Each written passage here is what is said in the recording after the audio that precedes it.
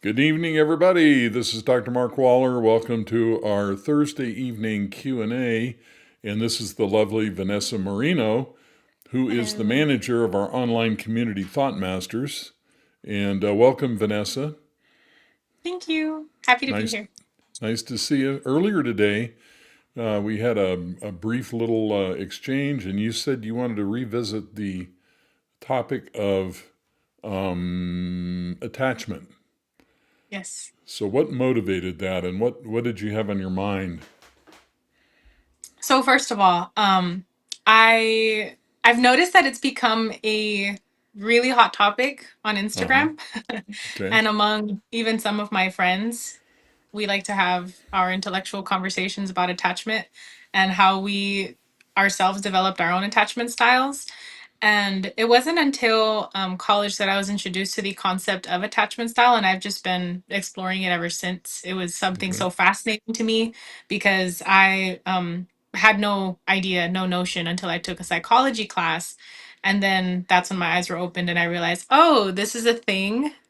We develop these attachment styles from childhood. This is impressive. Wow, I can't Uh-huh. believe what I'm hearing. So, what really motivated me though is just the fact that there's an increasing uh, just volume of questions and um, just this need for exploration on the topic. And Okay. it's really everywhere I go. All right. So, where would you like to start on this topic?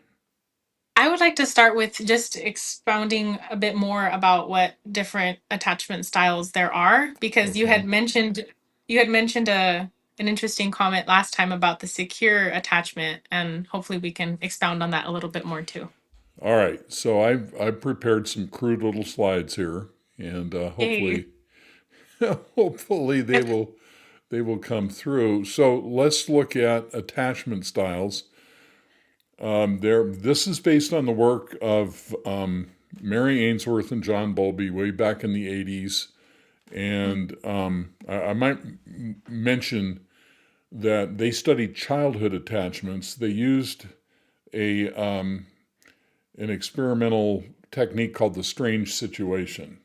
Now, I'm not Mm. sure who invented it, whether it was Bowlby or Ainsworth, but anyway, what they would do is they would put a mother and children in a room, and then after everybody got comfortable, then they would remove the mothers and watch Mm. the child's reaction, and then they would reunite the child with the mother and measure it again, and that's where they came up with the quality of attachment. And Ah, so okay.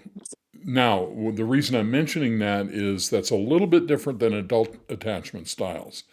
So later on, then they researched this in adults, and I believe the categories got a little cleaned up. So if you look at childhood attachment styles and compare them to adult attachment styles, there's a little bit of a difference there because when we become adults, this whole thing settles out a little bit and it's a little easier to understand, in my opinion. So let me go to the attachment styles. So the adult attachment styles, there are four of them, and they're secure, preoccupied, fearful avoidant, and dismissive avoidant. And they're pretty much self explanatory. Uh, Preoccupied is also known as anxious preoccupied. Ah, So okay. in that case, you've got one person who is very much preoccupied with the relationship, making the connection in the relationship, getting approval and acceptance and all those things. And then you've got this other person who, in one way or another, is avoidant. Fearful avoidant and dismissive avoidant are, two supposedly different attachment styles. Okay, any questions on that so far? How's that settling with you? I just have a question on what is the difference between fearful and dismissive avoidant? Because I've always heard of secure, anxious, and avoidant, but I've never seen the avoidant be branched off into two. So you've heard of what now? Say that again. So I've heard of the attachment styles of secure, avoidant, and anxious, but I've Yeah. never seen avoidant be divided into two different branches. So I was just Well, curious. It generally is, and as far as I'm concerned, it's a distinction without meaning. So Oh, okay. Fun. now, if you look at the, if you look at the if you look at the data on it, you'll find that there are far more dismissive avoidant than there are fearful avoidant, but they're both motivated by fear. And in my opinion, based on 26 years of experience working with couples, where I see attachment styles all the time, there is no really helpful distinction between these two avoidant styles.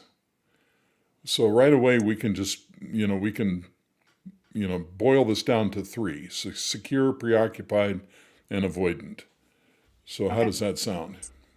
That's great because I was just wondering like what would fearful avoidant look like in a relationship? Because I've heard of dismissive, but fearful Yeah, I've just like what would that look like? it's just a little different, but the person is still avoidant. The behavior you Okay. notice is some form of avoidance. Okay. So I don't think it's particularly a helpful distinction, honestly. Oh, okay. But if Nice. you're on Instagram and you got a million followers, and then it gets really important to have this distinction, I guess. But I don't, Yeah. in practice, I don't think it's helpful at all. Okay. Perfect. I'll just Okay, ignore it then. okay. So now I want to branch off before we go. I want to branch off into a whole bunch of other things and put this in a different perspective, Okay. if I can. I want to put attachment kind of in a bucket with a bunch of other stuff, and I think it'll make attachment more understandable. Hmm. But before we Sounds do that, good. let's say what attachment is. Attachment is the quality of the bond between a baby and its basically its mother. Mm. And if something interferes with the bond, then they become insecurely attached, either avoidant or preoccupied. And Mm. then that attachment style stays with us into adult relationships. And roughly, depending on where you look, 50% are insecure and 50% are secure. But now I want to go down a little different road here and come back and circle back. So ask lots of questions because I'm going to bring a whole bunch of stuff in here I want to explain. Okay. Whoa. Okay, so what you find when you do the research on this, and I've studied this extensively. This is not something I pulled off AI this afternoon. So you've got these categories. Here's one, two, three, four, five, six, seven categories. Let's start at the bottom. What is EEG asymmetry? Okay, so what they found in children, and they did a specific study using scary faces, and they would show the children scary faces, and then they would measure whether they approached or withdrew from the scary faces. Huh. Okay, and they found there was this absolute distinction between certain children. Certain children would approach, and certain children would withdraw, and that's what they discovered. So, so that was called approach withdrawal. Okay, well then what they did was they did some measurements, some brainwave measurements, and they found that now here's where approach withdrawal. Can you see my cursor, by the way? You probably can't. I cannot. Okay, so you see approach withdrawal. It's third from the bottom. On the bottom, you see this thing called EEG asymmetry. Okay, what does that mean? What that means is they hooked these children up to EEGs, and they showed them scary faces or the morally equivalent, and then they measured their brain waves. Hmm. Okay, so now what they found was that when they showed the withdrawal children the scary faces, they would light up the right front of their prefrontal cortex up here. They sh- Oh. they discovered when they showed the approach children the scary faces, they would light up the left prefrontal area. Thus, the term asymmetry. There's an asymmetry between these responses. So, what Yeah. does that indicate? What that indicates is that there is a difference, a biological difference in the way people respond to stimuli.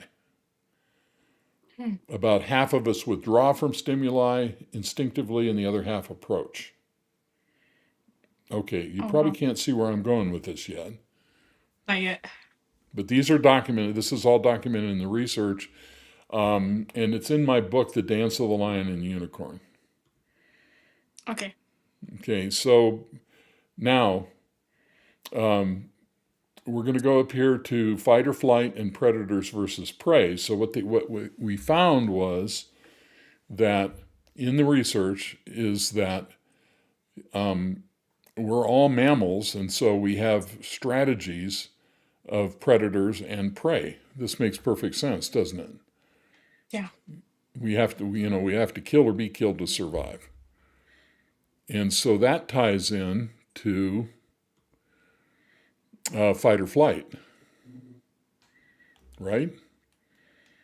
Yeah. So you can start to see this two-dimensional aspect of things, can't you? So half of us have a Yes. preference for predators, for predatory strategies. Half of us have a preference for prey type strategies.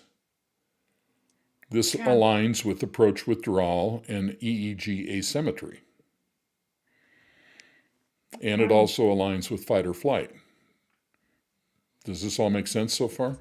Yes, it does. Okay, now you can probably see where this is going. So Yeah. if you take one step right below fight or flight is avoidant preoccupied. There's attachment right there. Hmm. So Yikes. what you see is there is two dimensions to attachment, avoidance and preoccupation. And so Yeah. we've left one out here, demand withdrawal. You see it's second from the bottom. Yeah. Okay, well, after years and years and years and years of doing nothing, they finally got around to researching couples. And what they found with couples was that usually one played the role of demand and the other played the role of withdrawal. And this is emotion. So Mm. the demand partner would be demanding the emotional attachment or connection in the relationship, and the withdraw partner would be withdrawing from the perceived pressure of that demand. Wow. So they Okay. validated this all in research with adult couples. And so here we come right into the middle with lions and unicorns. Boom. I get it. Yeah, you get it. Okay. So approach withdrawal, demand withdrawal in adults, EEG asymmetry, predators versus prey, avoidant versus preoccupied attachment, fight versus flight, all is summarized in the lion unicorn model of relationships. Wow. Okay, so now let me show you the bone that and then I'll turn it over to you. Let me show you the bone I have to pick with the researchers. So let's take another look at attachment. Now, I want you to get this idea. There's these two types of people in a relationship. And attachment affects relationships. It doesn't affect usually the way you are on the job or how you are in school. It Yeah. really, explodes in a relationship. Okay, so you've Yeah. got these two dimensions going on. And um, let's take a look at this. Now, this is my interpretation of attachment. And you can see that on the left we have a continuum, and on the right we have a continuum. One is for avoidant, and one is preoccupied. And you can see in the middle it changes color. Yeah. Okay, so the orange on the bottom, those people are securely attached. And the blue on the top, those people are insecurely attached. Okay, so what am I saying here? There's really only two attachment styles. Yeah. Secure attachment is not a style, it is a quality of attachment. Ah. Oh, okay. I get it. So, all this stuff you're seeing on Instagram and Facebook and all this about attachment is missing the point. And the point is that even if you're securely attached and you get married, you're going to marry your opposite type 9 times out of 10. Mhm. Okay, well, if you're preoccupied, you're anxious, preoccupied, even though you're securely attached, you're going to marry a unicorn who's avoidant. Ooh, yikes. So, what does that say? What that says is if you're a couple and you've got problems in your relationship that you're insecurely attached, no, that's not what it says at all. It all goes back to this two dimensions, the fight versus flight, the withdrawal versus the pursuit. Right. And that's where the problems come from, even amongst securely attached couples. Mhm. And by the way, if we go back to this, implicit in this is that if you're securely attached, you're probably going to marry somebody else who's securely attached. We have a tendency to always find somebody at our level of attachment. Wow. Now, Vanessa, my question to you is, can you see that seeing secure attachment as a quality instead of a style makes this make a lot more sense? Yes, and it actually makes me feel better about myself because I feel I feel like so often we're comparing ourselves to if we're in a relationship. I mean, I'm not, but we're always constantly comparing ourselves to, okay, well, what does a secure attachment look like? Right. And it almost feels as if there's individuals that are just born with it. Like, wow, I love that you had a loving home where you never saw fighting and you just saw nothing but love. I love that for you. I Yeah. really do. But I just genuinely didn't understand, like, well, how can that be an actual style? Like, that's something you would develop.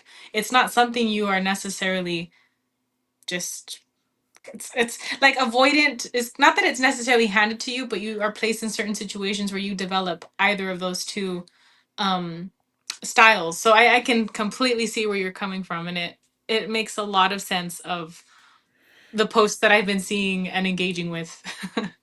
So let me show you one more thing. This is the dance of the lion and the unicorn, and you can see on the right is the lion. And so, the lion gets angry. When the lion gets angry, the unicorn says, "Oh no, here we go again." They feel anxious because they're fearful, so they avoid. They don't like conflict. That avoidance looks like nobody cares, like they're being rejected, and the lion gets more angry, and it goes around and around like that. And so, Mhm. this is a much easier way of understanding relationship dynamics than assuming that secure attachment is this like third style, because now you've got this third dimension you're trying to figure out, you know. Yeah. But what I'm telling you is over 26 years of experience, and I'm sure I've seen 1,000 or more couples. They all fit into this model with very few exceptions. Whether they're secure or insecure, it doesn't matter. Their problems usually are a result of the clash between these two styles. Correct. And Yeah. so that's the way I look at attachment. Now, I will say that if you find yourself, in the insecure part of the continuum, you're going to have a much more stormy, chaotic relationship than you would if you were both secure. But nonetheless, the issues in a relationship tend to look the same whether you're secure or insecure. It's just a matter of how crazy things get. Right.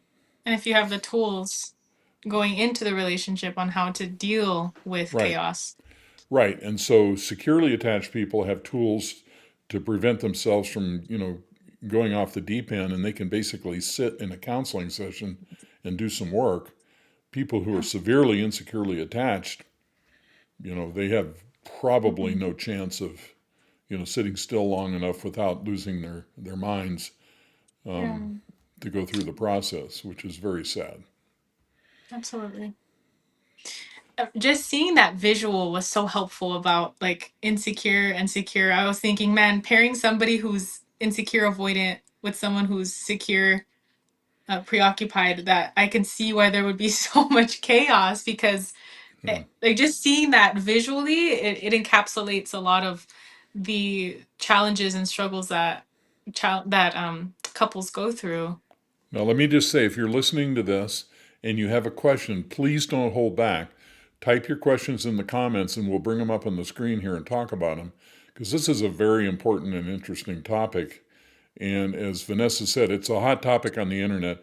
Everybody who can't be, something else is an attachment specialist. It's all Mhm. kind of crazy. Yeah. So, or if they're not a specialist in attachment, they know how to, they know everything there is about covert narcissism, and they've got a website and the whole thing. So, That's true. this is my take on it. But please put your questions or comments in the comments, and we'll pop them up on the screen. And because we don't want you to leave tonight with anything kind of left unsaid. So Absolutely. how does that square with what your notions about attachment were before we started this evening? It's vastly different, especially because I've always seen the three, which is Right. secure, anxious, and avoidant. And I've always placed myself right into the bucket of, okay, I am anxious. I'm trying Right. to get too secure, not even realizing that, well, wait, how are we just naturally secure? Um, Mm-hmm. and it's challenging me now to recognize that it's not necessarily that we are, I mean, we're all working toward becoming secure, but even when we are secure, we are still going to have our avoidance or our preoccupation come through because we're human. I think we forget.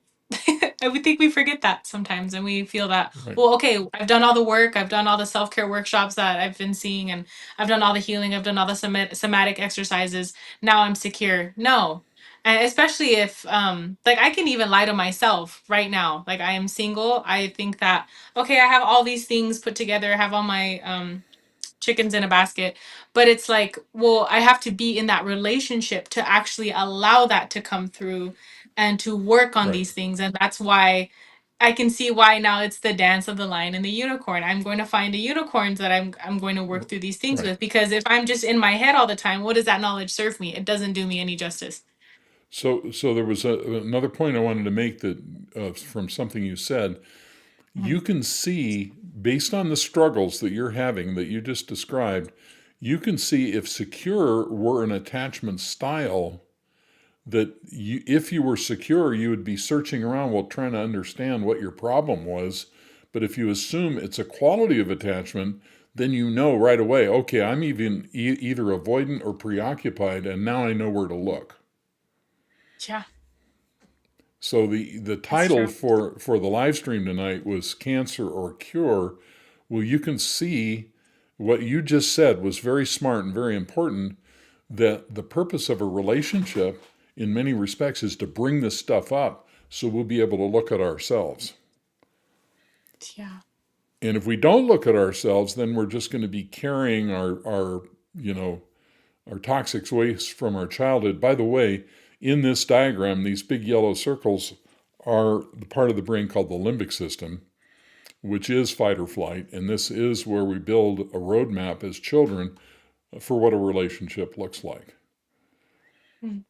And so it all goes back to childhood. So if you have assumed you're secure, but you start having problems, you're not going to have a direction as to where to go, because you're going to assume, well, I'm secure. I took the test. Mhm. The woman in New Yeah. Jersey says I'm secure. So what's the problem? But if you Yeah. know that you're either avoidant or preoccupied, that gives you somewhere to go to look in your childhood that anchors that attachment style into your present relationship, and it's a roadmap you can use to solve the problem. I love that. I feel like that can give so much hope to a lot of our viewers, because I think it's constantly slammed in our face like, you need secure attachment. Okay, but how do I get there? Uh-huh. I wish I was that style. If it was that easy, I think we all would be there. There Well, I wouldn't be think divorces, there wouldn't be so much chaos. another aspect of the same conversation is, um, we're not trying to, because if you take secure attachment off the table, you realize you're not trying to get secure. What you're trying to do is become self-aware. Yeah. Self-aware. And That's if you true. focus on self-awareness instead of being secure, then it puts you in the driver's seat of your life. You've got to get Yeah. yourself off of autopilot in order to do that. But if you took the test and you think, well, I'm secure attachment, well, then you're going to say, well, I don't need to go down that road there because I'm securely attached, and it's going Yeah. to block an avenue of personal growth. Then, Yeah. so it's doing a disservice to people by breaking it out in that fashion. Let's go back to this for a second. Now, based on our conversation, do you have any questions about any of these categories here?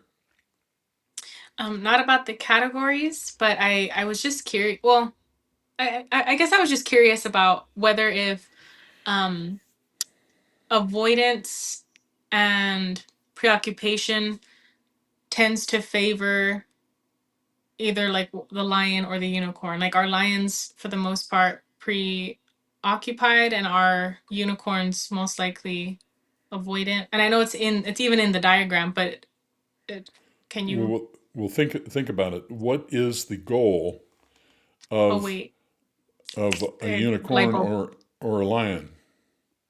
I answered my own question. Wait, yeah. Well, Lions are worried. They crave that. Like, I need to be seen. I need to feel that you right, are seeing me. And then right. unicorns are, ah, get away from me. Go away, So freak. so unicorns are safety seekers, Hmm. and lions are approval seekers. Okay, well, right in there, you know who's avoiding and who's preoccupied. Yeah, okay. That So makes sense. lions are always preoccupied because they're Ah, approval seekers. Well, what better way to get approved yeah. of than to have you come home from work and want to spend time with me as your husband? Hmm. But if you come home from work and you shut me out, then I'm going to make the assumption that I'm not okay, that you don't really love me, and I'm not special to you, which is all bullshit. You could have a migraine headache, who knows? Yeah. And so, if you look at the lion unicorn model, it answers all of these questions. Hmm. Now, the other thing Oh, is, yeah. um, this is both nature and nurture. So Mm. if you look at this list here, obviously EEG asymmetry is born into us. Approach withdrawal is born into us. This is biology. So what happens to us is we're biologically predetermined to be an approacher or a withdrawer, a lion or a unicorn, and then whatever happens in those first 5 years when the limbic system is being formed, that kind of sets the trajectory. Then, so it's a combination of nature and nurture. Okay. So there are biological differences here. That's amazing. It is kind of cool the way it all comes together, isn't it? Yeah, and it's so helpful too to just see it as you're either this or you're that, not you're this or that. Like, Right. so it's nice to know that we can just focus on, okay, am I avoidant or am I preoccupied? We Yeah, don't and have it's to worry about here anymore. Stop. it's real simple. When somebody comes into my office, even if they're solo, the first question I ask them is, um, you know, do you tend to avoid conflict, or do you more openly express your emotions like anger? Boom! Right away, I've got the answer. I know exactly who they are. Wow. Because Yeah. they'll literally say, "Well, I just want, I've got a client right now, and her boyfriend just keeps saying over and over again, now you diagnose this. This is what he says. I just want peace. He's a unicorn. Of course, right? Yeah. Safety So, seeker. yeah, he's a safety seeker, so he wants peace. So unicorns use words like peace and calm. You know, Mhm. lions don't use words like peace and calm. No, we don't. It's not in their vocabulary. Yeah. So Just want to be right. what happens is you learn after a while that when they come in and start talking, they literally tell you who they are and what the problem is Yeah. Or who without the knowing problem is. without knowing that they're doing it. Yeah. So Wow. That's yeah, so true. I talk to this guy. I'm seeing the girl, and and she wanted him to come on because he's not getting this. He just doesn't get it at all. And he Um, said, "All I want is peace." And like we're kind of just both rolling our eyes because we know immediately what he's saying. He doesn't like yeah, conflict. He just he doesn't want to deal with anything because the fearful feelings that come up inside of him are he doesn't like those feelings. Of course, those are learned from childhood, yeah. so it all goes back to childhood. And um, her problem is he wants to isolate himself so he can have peace, and now she can't have acceptance or approval. Oh man, it's a big clash right there. And it defines most of the couples I've seen in the last 26 years. So my next question is, obviously we find couples that mirror us. So being a lion, I will most likely find a unicorn. But are there some cases where I will find another lion? There are. Or okay, I'm That guessing it's just can very few.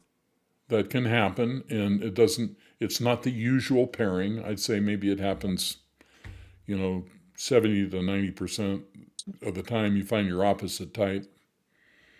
Okay, So, yeah, that can happen. okay. Just because that even makes me wonder, well, if I were to obviously being self-aware, doing the work, understanding these two different dynamics, Mm-hmm. um I'm going to be very conscious now of not finding. I just I don't know. I guess Right. I've heard it all my life. Opposites attract. Why? She loves dancing. He hates it. Why? Why are you together? Why? Well, because we love each other. I get it. I get the opposite thing.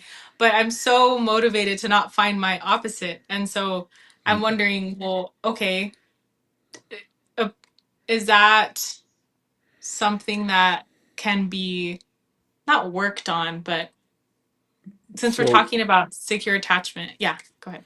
so the idea here is not to avoid your opposite. The challenge is to find somebody who wants to be awake.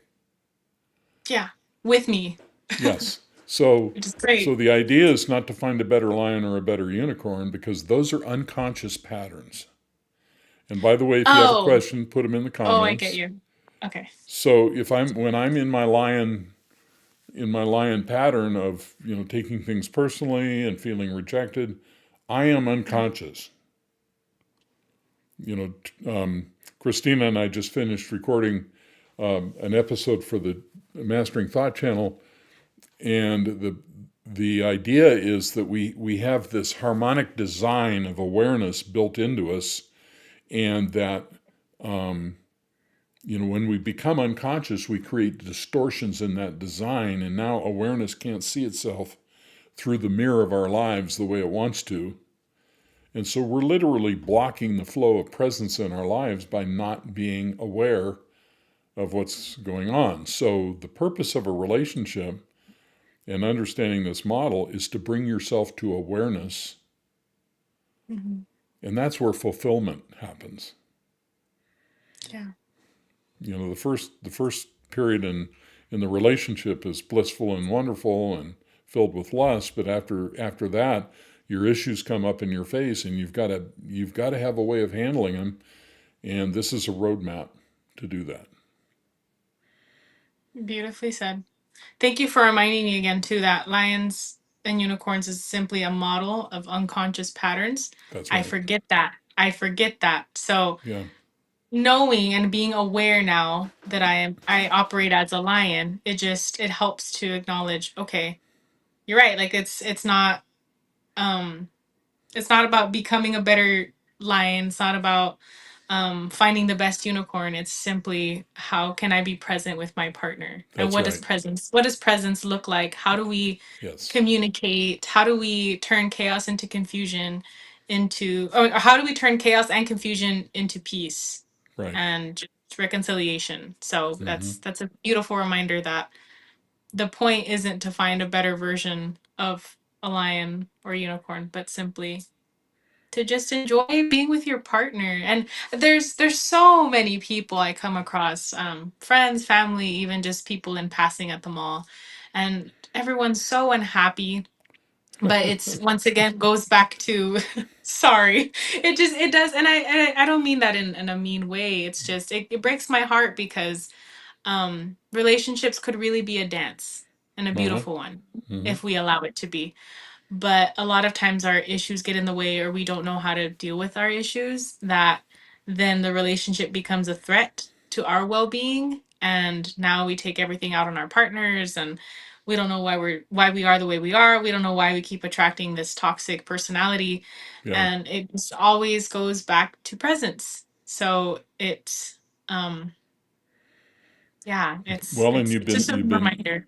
you've been married 3 times, and you've married the same kind of person emotionally 3 times, and you've repeated the patterns 3 times, and it never dawned on you to look in the mirror and say, "Oh, wait a minute, I think I see a problem here." Yeah. Yeah, and it's hard. It's a really harsh reality that we face that um I think sometimes I mean it takes years for some folks of wow, what have I been doing in this relationship for the past 47 years? Mm-hmm.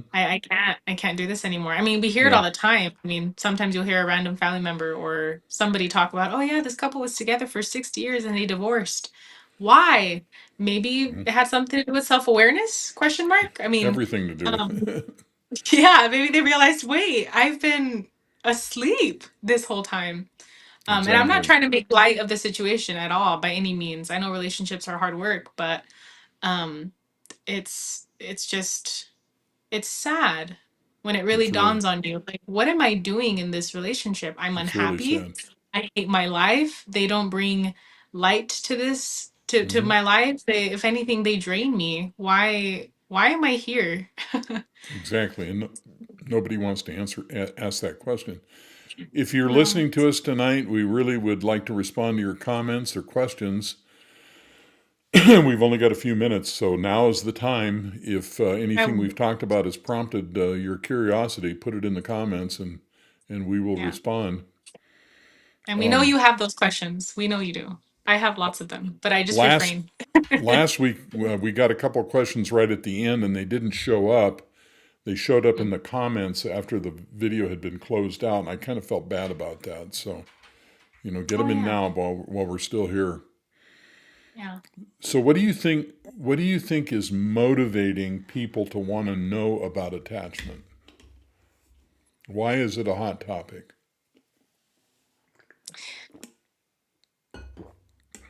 Realizing that we have been stuck this whole Mm, time.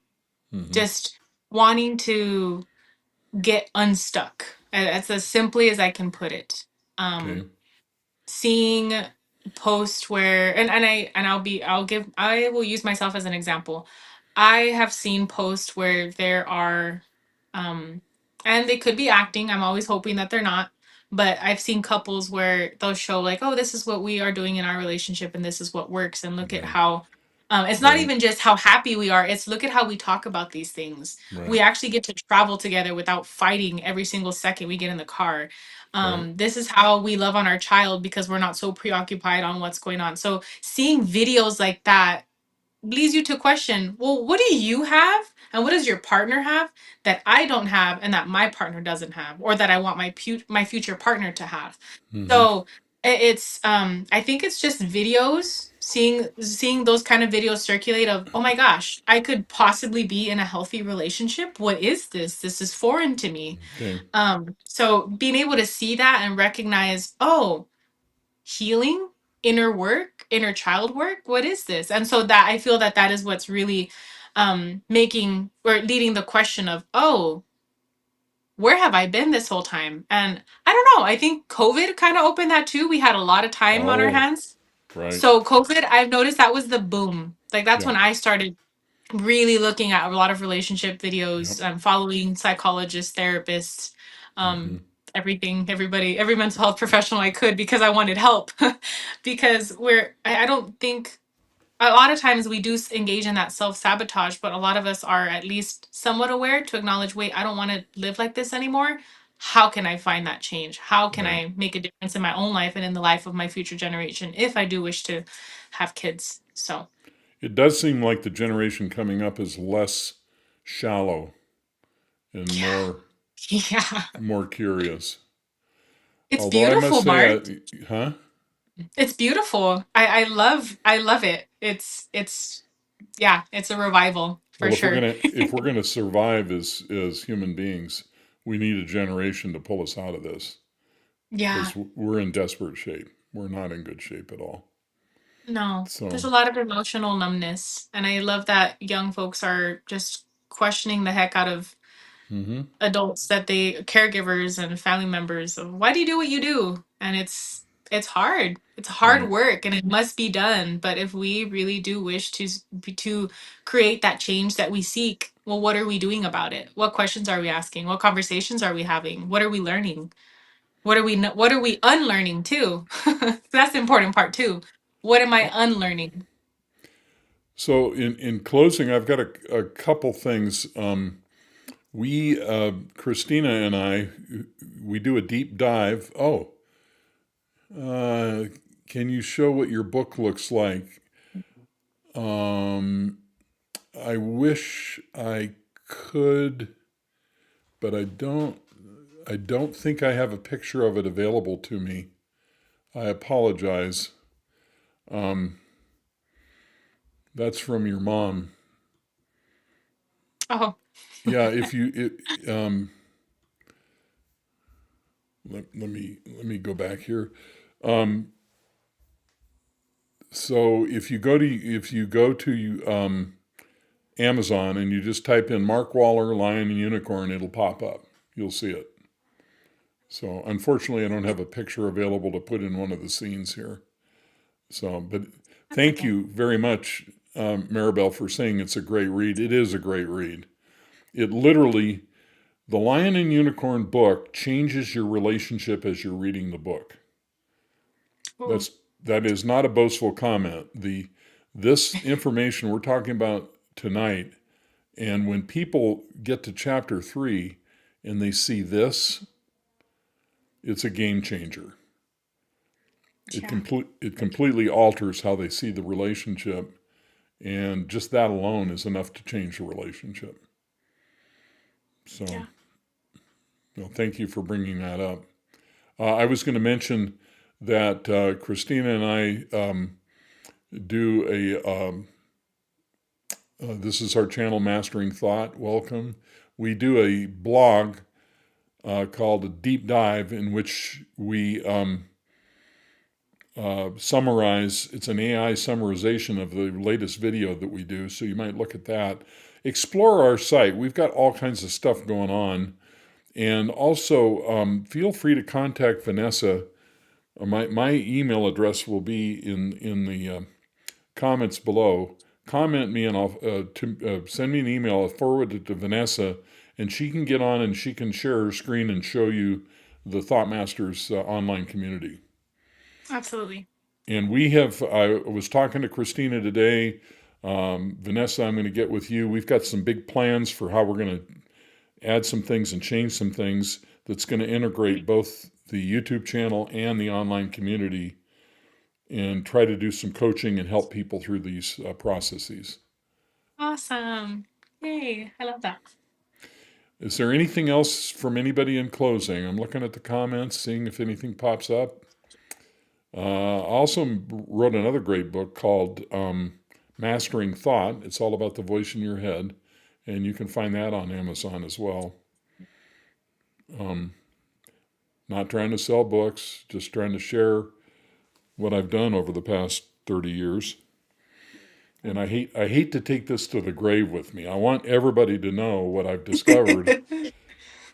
You know, Exactly.